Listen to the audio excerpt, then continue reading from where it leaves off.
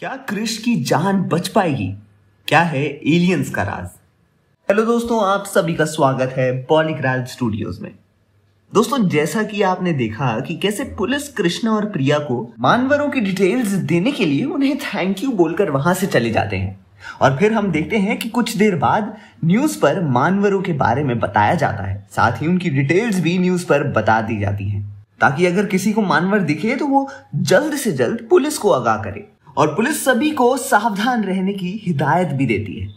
सभी जगह पुलिस का पहरा बढ़ जाता है। पुलिस की टीम तेजी से सभी जगह सर्च ऑपरेशन स्टार्ट कर देती है। मिलिट्री के भी कुछ फोर्सेस इन सब में पुलिस की मदद कर रहे होते हैं, और दूसरी तरफ अपना क्रिश भी लगा हुआ है उन मानवरों की खोज में। जिसके बाद क्रिश का सामना होता है मकड़ी मानवर और बिच्छू मानवर से।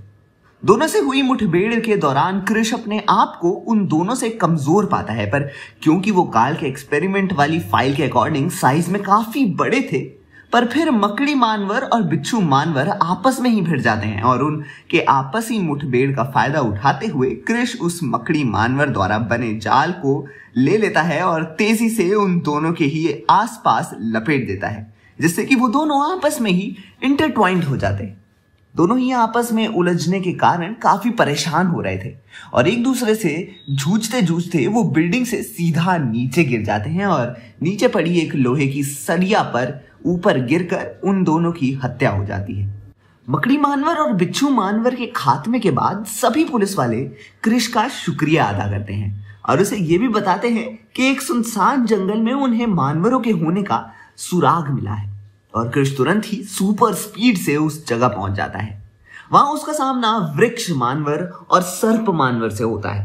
दोनों के साथ हुई मुठभेड़ में क्रिश बुरी तरह से घायल हो जाता है, पर तभी वहां प्रिया आ जाती है और अपनी सुपर नेचुरल पावर से क्रिश को बचाती है। तभी वृक्ष मानवर अपनी कांटेदार बेलों से प्रिया का गला जकड़ लेता है, और प्रिया एकदम से वृक्ष मानवर की ओर खींची चली जाती है। अब आगे वृक्ष मानवर प्रिया को अपने शिकंजे में कसे जा रहा था।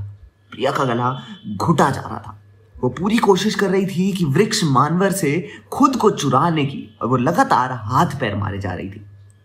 क्रिश प्रिया को वृक्ष मानवर के चंगुल में फंसा देखकर उसे बचाने के लिए आगे बढ़ता है, पर तभी सर्प मानवर आकर उसे जकड़ लेता है। क्रिश अपने आप को छुड़ाने की पूरी कोशिश करता है, पर सर्प मानवर उसे और भी ज्यादा मजबूती के साथ कसे जा रहा था।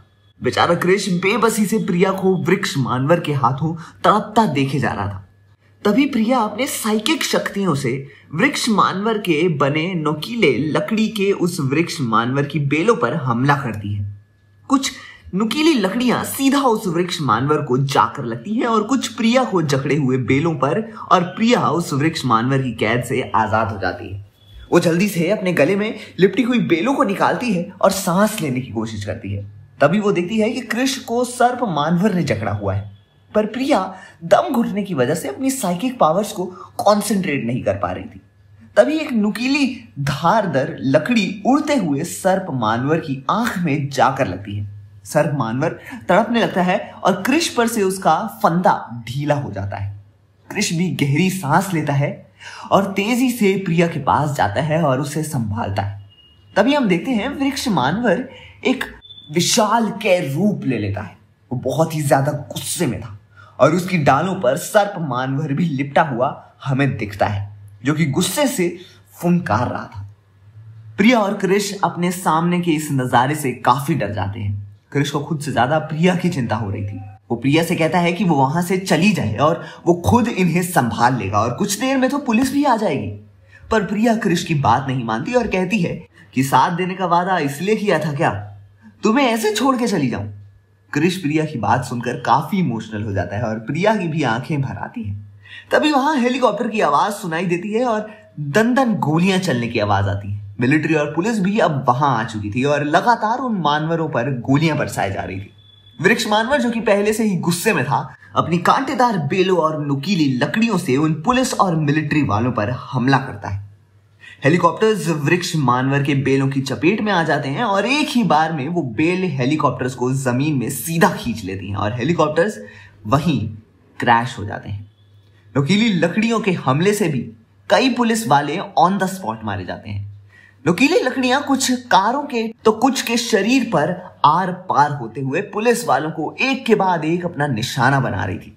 कुछ मिलिट्री ऑफिसर शील्ड से अपनी प्रोटेक्शन करते हुए आगे बढ़ते हैं, पर सर्प मानवर के जहरीले वेनम से उनका शील्ड भी पूरी तरह से डैमेज हो जाता है। प्रिया और क्रिश अपनी आंखों के सामने ये सब होता हुआ देख रहे थे।